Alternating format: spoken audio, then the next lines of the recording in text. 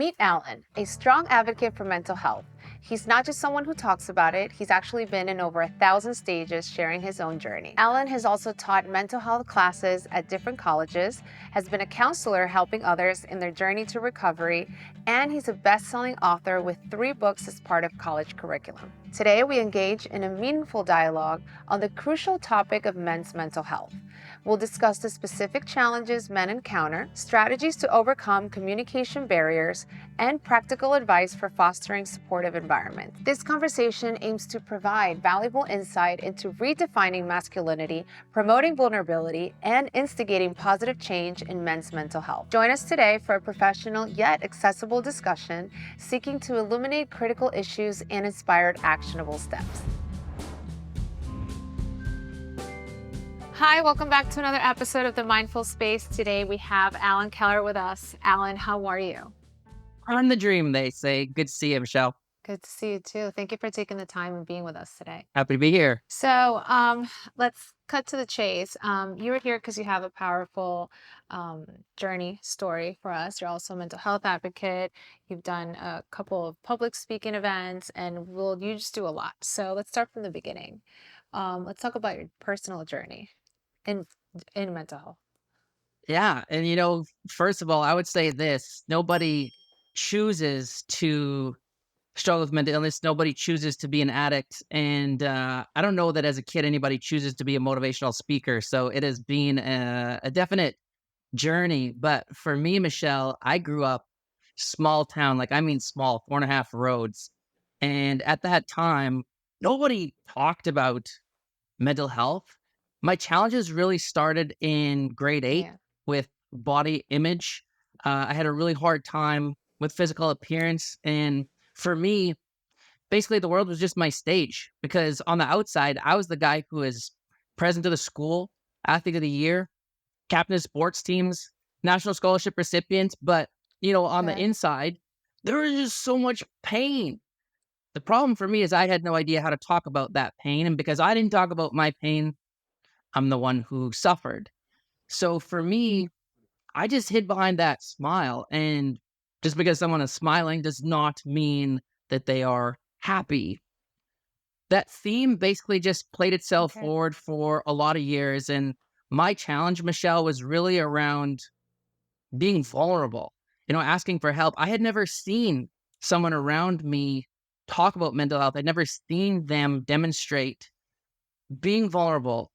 And when I was finally able to get some formal help, and I mean, Michelle, I've seen almost 30 different mental health professionals, but in a span of 6 years, Oh, wow, okay. I was put on a combination of 12 Okay. different pharmaceutical pills. That's a lot of pills. And it didn't help That's a lot. that I was Yes. an alcoholic, a compulsive gambler, struggled with self-harm, suicidal ideations, and you get to a point eventually where you realize, uh, if you want something different, you have to do something different. And for me, Michelle, one Yeah. of those moments was when I was teaching. Somehow I'm functioning while having seizures almost daily. And I had ended up, So you were a teacher. yeah, I was a teacher and I was on a field Okay. placement as a student. And I had just finished teaching this one class. And I remember walking out of the classroom and my body just said, "We're out. We're not doing this anymore." And I collapsed on the hallway floor. And I bet half of my students ran out. And I remember them peering over me and they're like, "Mr. Gay, are you okay?" Probably freaked out. Yeah. And how do I respond? It's like, "Oh yeah, no, I'm good." Because that's what I always did. But I wasn't good. And I learned in that moment that when I am able to find my voice, I will step into my power. And I started to get myself into different spaces where people shared similar lived experiences. That was the turning point. No, I mean, I'm sure your journey was to the extent, and I know you had multiple diagnoses. At what point did you recognize that something was off or something wasn't really right with you? I would say grade 8. What they had us do for the Oh, so you knew. Okay. yeah, because because my thoughts were so different than anyone else's, and any time that I decided to share some of those thoughts, I realized, based on other people's observations, that it wasn't okay to talk about some of this stuff. What made you think it wasn't okay? Like, what would they say, to make you think that it wasn't Right okay, here's a prime if you can example. remember? So, grade 9 English class, we are asked to just write a poem. Just write a poem on anything. And I I wrote a poem, but it was dark. It was heavy. It was emotionally charged. And I remember all my peers standing up at the front, and they're talking about their dog. They're talking about sports, light stuff. And I get up there, and I tell you, the reaction was it was just one of like, what the hell did we just listen to? And there was no applause. There was some concern, and that was one of those moments where I realized I'm just gonna keep this in. Now, when you express those concerns, and this is out of curiosity, what about the school staff? Were you brought to, like, was there a counselor back in the day? Like, how did they manage this? Nah, it wasn't managed Was it at all, managed at Michelle. all? I reverted right back to excelling in academics and athletics, and that's what I decided the world would see. But Mm, as you know, you can only suppress so much before one is going to become full, and there's going to be unique challenges, and it's inevitable that there will be some of those telltale signs. The game changer for me was actually a yeah. professor when I was at the University of Alberta as a student, and he picked up on the fact that I wasn't doing well. And he saw a young man who was in pain, and he took the time to listen, not fix. May I ask, what were the symptoms that you were presenting? What are the things that your teacher noticed? I'm in a class with probably 350 other students. I've talked to this professor maybe a handful of times. And after his one lecture, he walked right up to me. I don't know what he saw, Michelle. Maybe he was just intuitive. I honestly don't know how to answer that. And Mm, I've presented at a good 100 educator conferences, and that's often what people ask. What did Ian see? His name was Ian McNeil. I don't know, but he approached me and he said to me, "Come to my office, Al. Let's talk." And I was like, okay. for whatever reason, on that day, I accepted the invite. And I do remember later that afternoon walking up to the third floor. I walk past his office. His door's open. So I thought, okay, okay. I walk in, and here's what's different. Ian says, "Have a seat, Al." And then he leans forward and he says, "How are you doing today, Allan?" And right there, Michelle, that's different. That's different from the robotic, "How are you doing?" which is, to me, just a greeting. It's different when you add the person's name, and it's different when you use the word today. But I don't know what the numbers are. What is it, like 7% of the way that we communicate is verbal? The other 93% is what? Yeah, our body, our image, the way we present ourselves. So you can say you're okay, but you're slouching. And everything Yeah. about Ian Mc Maybe you thought you were smiling, but yeah. Yeah. And everything about Ian McNeil in that moment screamed compassion. There was no judgment. Michelle, that was actually the first time that I actually took off that mask and I said, "Okay, Ian, you want to know?" And I talked. I talked openly about my challenges. And he basically understood that we all want power. We all want to be in a position of control. And he spun it back at me and he said, "What are you going to do about it?" And I was like, that's interesting." He didn't leave me high and dry, though. He gave me resources. And I decided to Yeah. access those resources. I started to write exams in rooms by myself. I got note takers, I got tutors. And that was so embarrassing because I was the guy who was in the top 5% of academic achievement at the university. But things had deteriorated quite rapidly. So that was one of those moments where his intervention truly put me on a different course, and he repeatedly checked in to support me. From then on, what kind of treatment did you look out for? Did you seek therapy, or just like, at what point you intervene on your mental health more than academics? Probably 10 years, I was seeing so many different mental health professionals, I didn't know if I was coming or going. I did get to a place where I realized this Western approach does not work. The pharmaceutical pills I mean, for me, medication 100% has its place, but there's always so many side effects as well. And I got to a place where I realized I have to try something different. And for me, I started to explore alternative therapies. Things like Reiki became a game changer. Cognitive behavioral therapy is great. Putting a voice to our pain is great. But there are other ways that we can be free from some of those emotions and thoughts other than the traditional talk therapy. Can you tell me a little bit more about your experience while taking the medication? I mean, I know it's not one size fits all, and I've done multiple interviews and I've heard from like, I finally found the cocktail that works for me and I'm doing great with it. And then I interview some others, they're like, no, I couldn't do medicine. So I like to ask, what was your personal experience like? Obviously not good. But what were the symptoms that you were getting that were not good for you, or what about it was it that made you stop completely? Well, first of all, I would say it doesn't help when one is an alcoholic trying to take medication, right? So that was on me. I mean, my lifestyle was one of complete self destruction. So pretty sure I didn't take the medication as was prescribed. Mm, I take ownership okay. over a lot of that. But the side effects varied. When one is put on 12 different pills in 6 years, I mean, I was a zombie. I had such a hard time functioning, and uh, eventually, yeah, I just packed it in. Um, Even that first time, the very first time that I was able to meet with a doctor, he went through this really quick checklist with me, didn't make eye contact. I didn't feel like a person, and then I walked out with a piece of paper for a prescription, which I had no clue what I was even taking. And I didn't know that you weren't supposed to stop cold turkey. Back then, this is 20 plus years ago, there was no formal education, and I guess I just trusted, but I also didn't do my due diligence in my own education. That's the one thing that's changed. I think that we're becoming much more aware of what it is that we put into our system and trying Mhm. to be part of the solution rather than just listening to an expert. How did you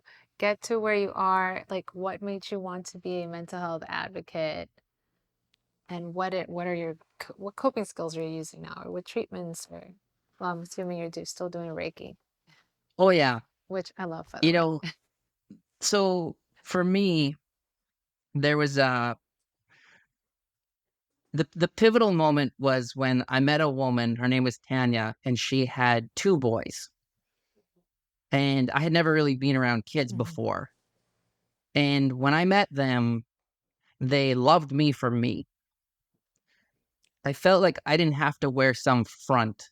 And it was about a year and a half after meeting them because they lived in Saskatoon. I was living in Edmonton, which is about, 300 miles away. I made the decision to move from Edmonton to Saskatoon in with my new family. And I was only 3 months sober. So I didn't have a lot to offer. I move in with the lemon of a car, a bunch of student loans, no Mhm. job. But sometimes we need people to believe in us more than we believe in ourselves. Yes. And that was Yes. one of those moments where she said, Tanya, who's now my wife, she said, "We're gonna move forward. If you choose to go back to these old behaviors, everything that we have around us right now, or that you have, will be gone." And it was the tough love approach, which I needed. But that was Okay. where I learned what healthy relationships looked like. That's where I learned how to really communicate effectively about what it was that I was going through. And that's where I had a partner who really pushed me to do what I was passionate about, which was putting a voice to my own story while offering strategies. And that has just taken off since then. Yeah. No, I mean, I love it. Tell us a little bit more about that. What are your projects right now? What are you working on? And how does it feel to be a mental health advocate of your own story? I spent most of my life trying to harm or kill myself. And there is no logical reason, none, why I should still be alive after the life that I've led, other than I feel like I've just been spared to carry a message. And I do so with such gratitude. This for me is redemption. I lost my best friend to suicide. We had the same lifestyle, both struggle with mental illness, both struggle with addictions. He's gone and I'm here. And his name is Justin Andres, is the driving force behind so much of what I do. I mean, it's been 15 years now that I've been speaking, Hmm. and I do not take it lightly. I think that while there are a lot of great resources around mental health, the greatest resource will always be you. Like your story matters. And the more that we can share our lived Yes. experiences, the more connected we can become. Because when I started sharing my story for the first time, I started to hear those two powerful words from people. Me too. I was like, what? That right there was liberation. Knowing that other people went through some of those challenges. So, what kind of feedback do you get when you do your public speaking? You're telling people support you and they say they're not alone. What is your hopes? What are your goals? My goal is simply to empower people to use their voice. I know what it feels like to have lost my voice, and I know what it feels like to have found it. You at what point were an addiction counselor, Yeah. correct? And you got to work with that population. How did that feel after overcoming your own addiction? Okay, so this is the twisted part. I was just over 3 months sober, Michelle, when I got hired to be an addictions counselor. Nobody knew that I was only 3 months Okay. sober. So I actually learned how to be sober by being a counselor. I don't recommend that approach. And the other thing that is interesting is, I was going to say that's very risky of you. well, I don't know if I mean, it just spoke to the life that I led back then, right? It was the facade. Uh, the other Mhm. interesting thing is I was teaching at a college. I was teaching people how to become addiction counselors. And that was the same course that I was a student in a Mhm. year ago that I'm now teaching. So that's bizarre, but through those 2 plus going to my own 12-step meetings, that's really how I was able to learn a lot of those skills, coping mechanisms, strategies to help with my own wellness. You were 3 months sober and you were teaching these courses. And then at what point did you decide to stop all of that to just become, are you still doing any of the teachings or counseling or just doing the mental health advocacy? 4 years ago, I made the jump to do speaking full time. So now I'm doing about 75 events annually, and it's coast to coast, now getting into the States as well. So that's it. And I also do some coaching on the side, but no more instructing at colleges or formal counseling. When you think back, well, you said nobody noticed because you're wearing a facade, you're always smiling, athlete, all this. Um, did you feel supported by your family? Like, how important do you think that being supported by family, friends, or having a support system is when you're going through mental health difficulties? It's everything. It's everything. And I was fortunate to have parents who are incredibly supportive. And in fact, no different than it is for a lot of guys. It's often one's mother or partner that encourages them to get help for that first time. And it was my mom. And without that support, I'm not sure that I ever would have walked into a door for the first time to get some help.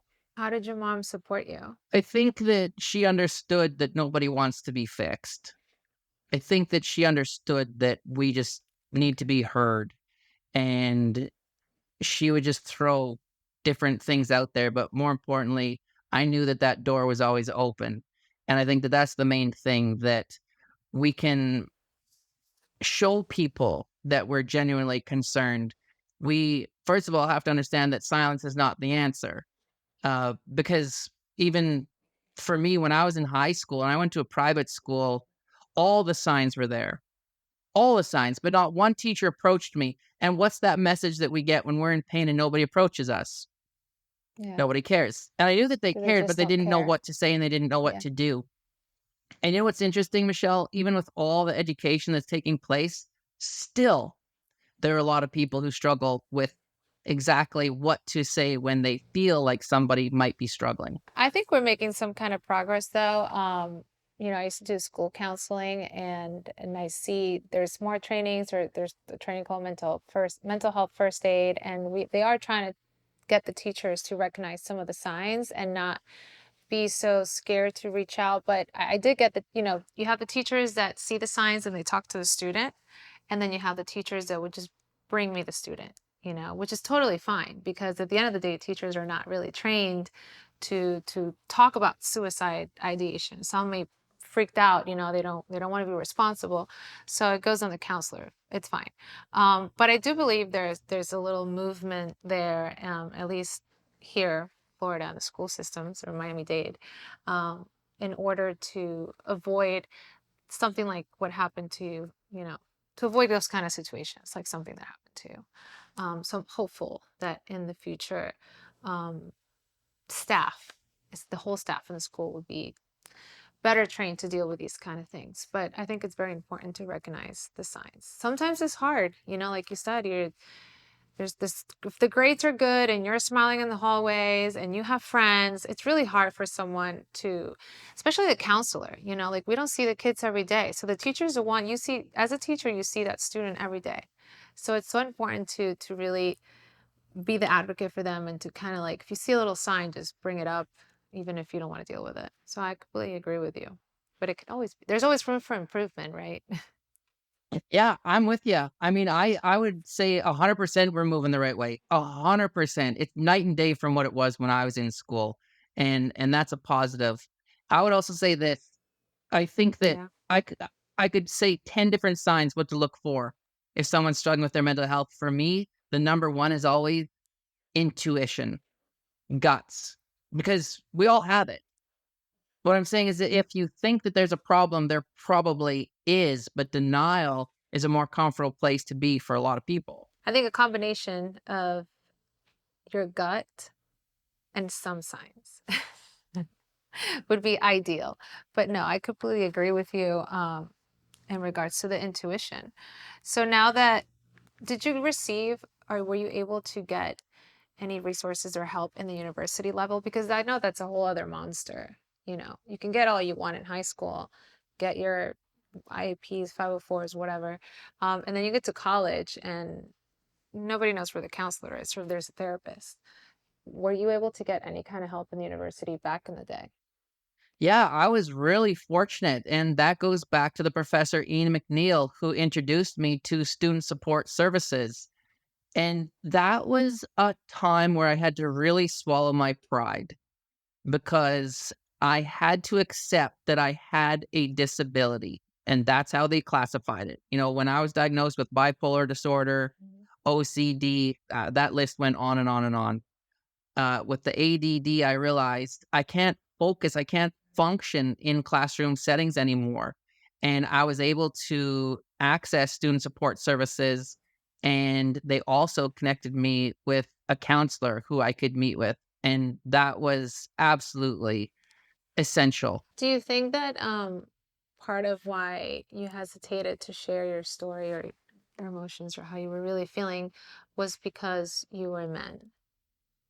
Like, do you think there's a difference between female and men when it comes to mental health? 100%.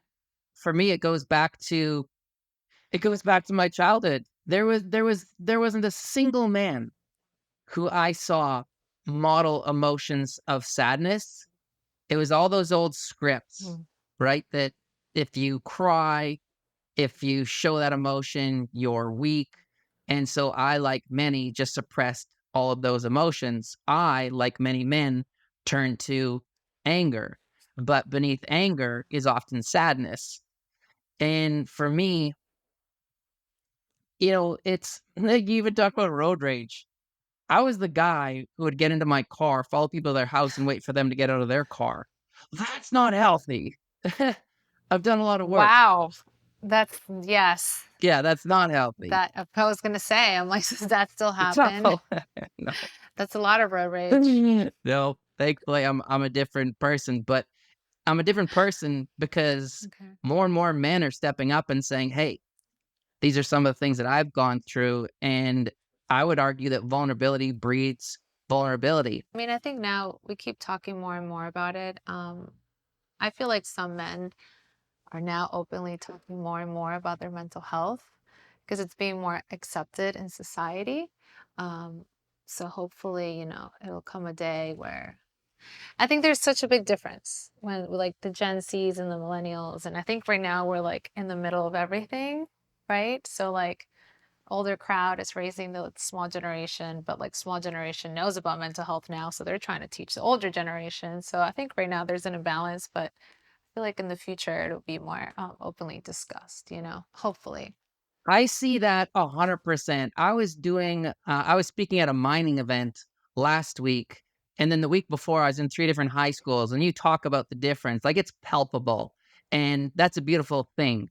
The last book that I wrote was on men and mental health, and I interviewed a lot of people, and what I found interesting is that Hmm. the vast majority of men said that what they thought was going to happen when they reached out for help did not happen.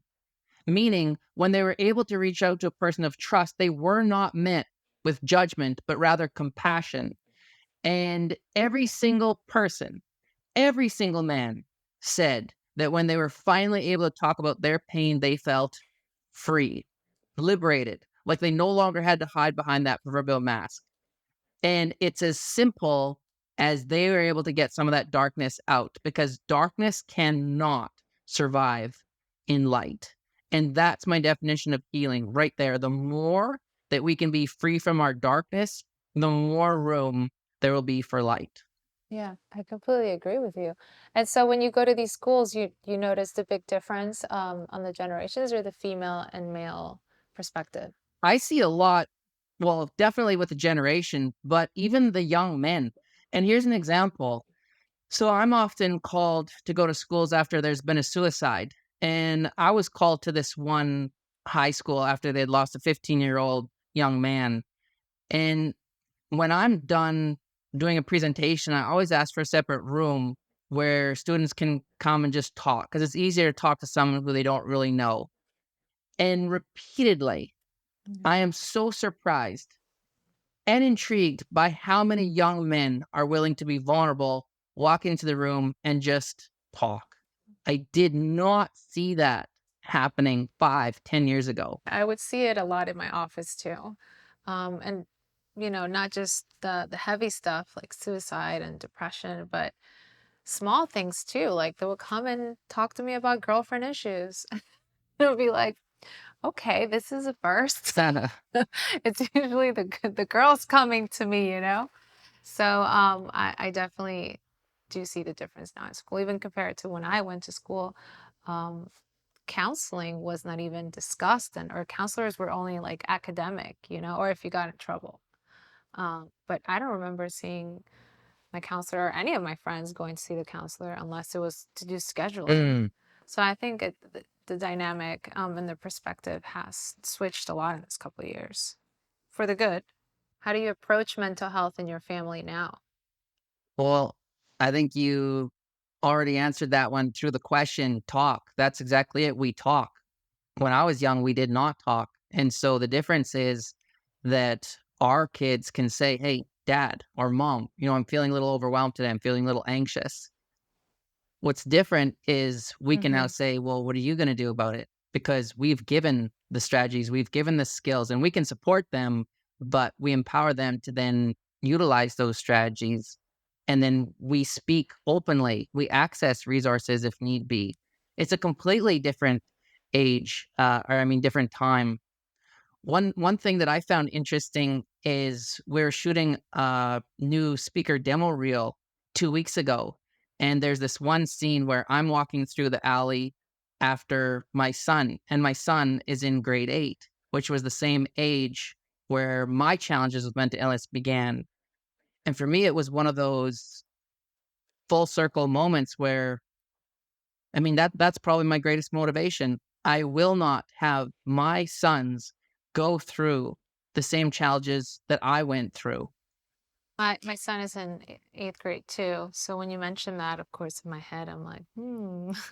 I feel like middle school is that phase where they're like really discovering themselves and seeing what they want, what they don't like, or body image issues or whatever it may be. They start questioning themselves. So um, I think it's very important to keep an open communication. Like I mean, I talk to my son too, and like he knows what I do too. So I'm always, the word suicide or the word depression is not like, oh my God, it's like talked about. And I always tell him if you have a friend that talks about this, feels sad or whatever, if you can't handle it, take him to the counselor or talk to someone, like don't let a kid just be like a loner. I don't know if he does it or not, he listens, And, but I'm definitely talking about it. Kids can be mean sometimes, yes, and it's easier to say this when you're an adult, but I think when you look back, you're like, okay, I could have been very mean. yes, agreed. You forget what you were as a child. Yeah. What are some of, I mean, you go around and you do a lot of public speaking. What are some of what are, like the best stories that you can share? Like, what was a story of a person that you might have helped or that came back to you and appreciated your speech and why? Yeah, there's 2 things, first of all, I'll just address some of the barriers that I still see, especially with men, but ultimately how we can then smash through them. Because here's a prime example. I was delivering a talk on the power of vulnerability and just encouraging people to find their voice. And I remember there was a man who's probably mid 60s who approached me after at the front and he shook my hand, but he didn't shake my hand as though, good job, Al. He shook my hand as though, now you listen to me. And he shared how Oh, when he was okay. struggling with his mental health challenges at an early age, he talked to his dad, and his dad said, "What the hell are you talking to me for? Fix it yourself."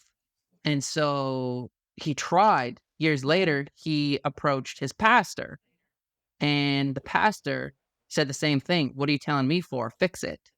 And so this guy, while he's still shaking my hand, says, "Don't you dare stand up at the front of the room telling me that it's okay to ask for help, because when I did, it got slammed in my face." And I thought, wow, that speaks, Wow, yeah, that is very powerful. yeah, it speaks to what still exists. But on the other hand, Michelle, I can't tell you how many men, especially men, approach me after, and it'll start something like this. There was a man not too long ago. He said, I drink too much. I think I'm an alcoholic. My wife doesn't even know, but after listening to you, I'm going to ask for help. And it's one of those things where you realize the power of story, and that goes for anybody. If anybody can just speak openly about some of their challenges, it paves that way to give other people permission to see that it's okay to do so and that a better life exists. Because without hope, it is a dark, dark place. Very powerful words from and complete two different perspectives, right? Like the older one who did try to reach out and got rejected, and then others who are getting the help. Do you think that talk therapy is actually effective for men? I think it certainly can be. I'm always a firm believer that you throw everything at the wall and you see what sticks. An open mind is powerful and necessary on our journey towards wellness. We don't know unless we try. There are a lot of men who find talk therapy incredibly valuable, but there's some who don't, and that's fine. But then don't stop there. Try writing. For me, pen and paper was my greatest outlet because you can tell a piece of paper anything. And when you're done, you can rip it up, burn it, bury it, Yeah. put it in a balloon. The whole premise is to make sure that you're getting what's on the inside out in a healthier way. So whether it's culture, beading, sweat lodge, turning towards mindfulness, art, sports, whatever, those emotions just have to be free. Yeah, no, I believe and agree with an integration of different methods, not just a talk therapy. Like we said, medication works for some, doesn't work for others. Writing, journaling, all of that. I mean, I'm always talking about yoga. Yoga helps me. Nice. Now, what if the guy struggles to express themselves? Typically need to take action to solve their problems. If they have struggled to express themselves, how do they don't get to do the talk therapy, what other advice would you have for them? My go-to is always writing, and it's probably because that's where I found the greatest value when I was struggling. And Mm. I also try to encourage people to just be around animals because that also worked for me. My greatest therapists today have fur.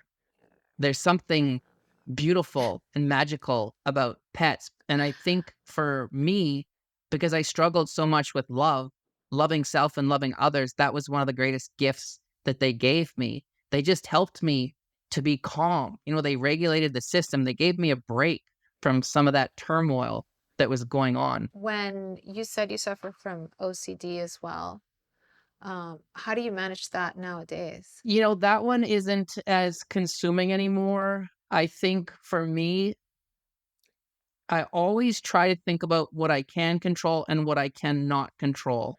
And it's a simple visual exercise where I step back and I actually make a chart. Like on one side, I write down in my control, and on the other side, I write down out of my control, and I make a line and I write it all out. And then I rip that piece of paper down the middle. But it's effective because it allows me to think about how much time and energy I'm putting towards the things that I cannot control.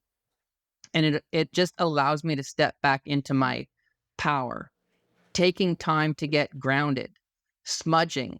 I was really fortunate to spend 8 years teaching at an indigenous college, and that's where I was able to learn the power of culture, and that's something that really resonated for me. And the more that I was able to connect with myself, I found that a lot of my challenges with mental health dissipated. Okay, so you did a combination of like spirituality, talk therapy, journaling, um, and Reiki, any type of movement therapy. Yeah, I'll try anything. I mean, I'll try anything. And like we said earlier, it's what works for one won't Okay. work for another. But open mind, having an open mind is key. Having an open mind is key. What advice would you have for maybe a family member that's that has somebody and doesn't know how to talk to them, or might be seeing some of the signs, doesn't know how to approach it? I think we overthink this one. It's as simple as approaching Hmm. someone and saying, I don't mean to pry. I just want to let you know I'm concerned. I just want to let you know I'd be more than happy to listen if you ever need to talk. That is it. And I would say that is everything because a statement like that says, I see you. And you have now given them an invitation to be heard. But whether or not they act on that invite is completely out of your control. I would just then encourage that person to repeatedly check in and make sure that they know that that door is open. And the key thing is this, that individual who you're concerned about probably won't want to talk right away. Like it might take them 3 months, might take them 6 months. Hmm. But when they do, the most important thing is that we in a position of support, drop what we're doing, validate their courage, and just listen. That's it. Just listen. Like, how many times, I think everyone can relate to this, where you talk to someone that you trust. I mean, for 10 minutes, you just talk, the other person listens. And at the end of those 10 minutes, you sit back and you think, that's all better. Why? Because you got was on the Get inside it out. out. And that's the gift Yeah, that we can give people. We don't I have think to be a formal counselor. We can create that space where they feel comfortable enough to just talk. And we literally have to just bite our lip. Elders always remind us we have 2 ears and 1 mouth for a reason. it could be very scary to be on the other side, or you could be scared to ask what's really going on because then you feel responsible that you would have to do something to help them. And I know for some people that's a struggle. Um, I also think it's hard for people to um, be open about it and ask directly. Like, are you having suicidal thoughts? Right? Like we were talking about, that's such a heavy word, but it's literally what therapists do. Like we just ask the questions and we get the answers. But some people are not asking the right questions. So um, they're afraid, right? Like I said, what happens if I ask my friend this and my friend says yes? What do I do now? So I think education is very important when it comes to men's mental health, suicidal ideation, having the talk, teachers learning how to recognize all these signs. I think it just comes down all the way down to education and talking about it. Prime example. of why I think we shouldn't shy away from conversations around mental health and suicide. I was meeting with a father, and he knew that his son was struggling with his mental health. But being a typical father, he had no idea how to approach that conversation with his son. And there was one night where he just approached his son and he said, "Hey, are you okay? What does the son do?" "I'm fine. I'm good." I'm fine. Yeah. And What do you so the mean? I'm dad fine. leaves it. A couple days later, he tries again, asks the same question, gets the same response. And the dad's thinking to himself, there's no way. There's no way. So the dad decides to change up the Mhm. way that he asks the question. The way that the dad then asks is he approaches his son and he says, "Do you think about killing yourself?" Which is a father, that as any parent, that's a tough question to ask. Now, how does the son respond? Mhm. Every single day, Dad. Because he asked a different question, he got a different response. And because he got that response, they had a very powerful and meaningful conversation about how his son was really doing. And the son was also at a place where he was willing to access some of the resources that were available in the community. And that, for me, is the best example of why we cannot shy away from what is often a very difficult and uncomfortable conversation. Yes, that you're right. That's the perfect example, actually. And it happens every day. I've been a witness. Um, what would be your last recommendation? Like I said, for maybe on the other side, for those that are struggling with suicidal ideation, depression, any type of self-image distortion, or just going through mental health difficulty at this time. I recall meeting with an elder who said, "It's okay, Al, to let the bird in your mind, but do not let it make a nest." I think that where we get into trouble is where we let all those destructive thoughts in and we ruminate on them and we start isolating and we start withdrawing. And that's where I, like many, get into trouble. I would encourage people to redefine what it means to be strong. Vulnerability equals strength. I would encourage those individuals to reach out to someone who they think they could trust. And if they're not there yet, then I would encourage them to grab a piece of paper and just write and see how they feel as they are free from some of those emotions. But, the biggest thing is just hope, is trusting that one day you will not have to fight so hard. That was my saving grace. I hung on to that for so long because the only word I can use for me is hell. It was hell. And I always said there has to be some reason, some purpose for all of this pain. And there has to come a time where it won't be this hard. And it's true. But that doesn't mean that we don't have to go through those discomfort or uncomfortable feelings. Like sometimes we just have to do things Yeah. afraid. Sometimes I always say it's okay not to be okay. And the more we normalize that, the more vulnerable people are going to be able to become and just talk about what's happening. Mhm. But yeah, I love this conversation. I love, we touched a little bit upon the men's mental health. I mean, went all the way to the school system. It's probably my fault. um, but I love what you're doing. Please keep raising awareness, especially in the school and the youth. I think um, this is just an important work that you're doing, and I'm glad that you found your journey.